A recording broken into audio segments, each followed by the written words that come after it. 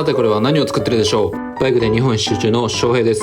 どこで寝てんのと聞かれることがよくあるので、旅人の宿を紹介します。今日は三陸海岸を南下して宮城県栗原市にやってきました。ここは旅人にとって素敵なサービス盛りだくさんです。冒頭のこれ実はコーヒーを焙煎してます。コーヒーの生豆って見たことあります？僕は初めて見ました。この小粒ちゃんたちが徐々に香ばしい香りを醸して、そしてコーヒー色になっていきます。僕の焙煎した豆も旅人ブレンドに追加してもらいました。朝晩もごちそうになりました。めっちゃうまかった。旅人で宮城県に行く人はぜひチェックしてみてください。こんな素敵な写真まで撮ってもらいました。ありがとうございました。